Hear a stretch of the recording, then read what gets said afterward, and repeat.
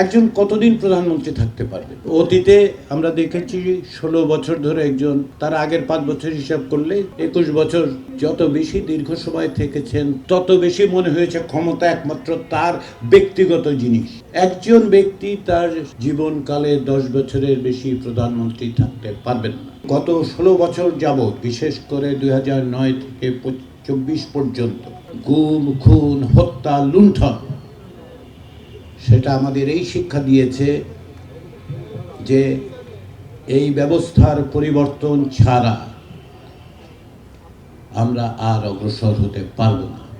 তারই একটি পথ হচ্ছে, তারই একটি সম্ভাবনা হচ্ছে গণভোট। গণভোট জিনিসটা হচ্ছে যে কোনো নির্বাচনের মতোই একটা নির্বাচন হলে আমরা কি করে আমরা ভোট দিই, গণভোট সেই রকম একটা ভোট। কিন্তু এখানে একটু ফারাক আছে। সে ফারাকটা কি? ফারাকটা হচ্ছে এই, যখন আমরা যে কোনো নির্বাচনে ভোট দিই তখন একজন ব্যক্তিকে দিই, কিন্তু গণভোটে তাহলে আমরা কি করব? গণভোটে আমরা কোনো ব্যক্তিকে ভোট দেব না, কোনো ব্যক্তির জন্য নয়।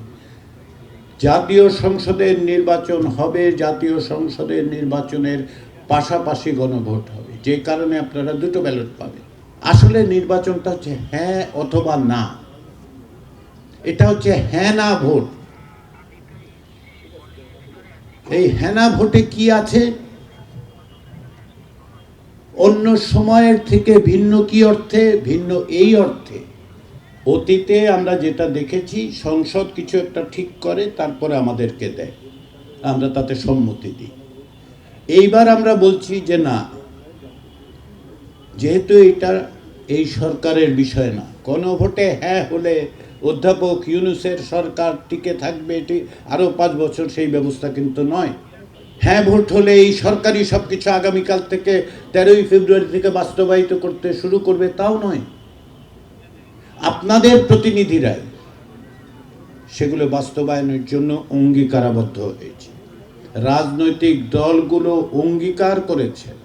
আপনাদের হাতে যদি জাতীয় সনদের কপি থাকে, দেখবেন শেষ পৃষ্ঠায় রাজনৈতিক দলগুলো অঙ্গীকার করেছেন তারা এটা বাস্তবায়ন করবে। এই দেশের মালিক যে জনগণ, তিনি রাজনৈতিক দল না করলেও তার কথা আমাদের শুনতে হবে। সেই সুযোগটাই হচ্ছে হ্যাঁ অথবা না। ভবিষ্যতে সরকারের নীতিগুলো কেমন হবে? যেমন ধরেন, একটা উদাহরণ দেই, একজন কতদিন প্রধানমন্ত্রী থাকতে পারবে? অতীতে আমরা দেখেছি ১৬ বছর ধরে একজন, তার আগের ৫ বছর হিসাব করলে ২১ বছর। যত বেশি দীর্ঘ সময় থেকেছেন তত বেশি নিপীড়নমূলক হয়ে উঠেছেন, তত বেশি মনে হয়েছে ক্ষমতা একমাত্র তার ব্যক্তিগত জিনিস। সেজন্য সকল রাজনৈতিক দল এই ব্যাপারে একমত হয়েছেন, একজন ব্যক্তি তার জীবনকালে ১০ বছরের বেশি প্রধানমন্ত্রী থাকতে পারবেন না।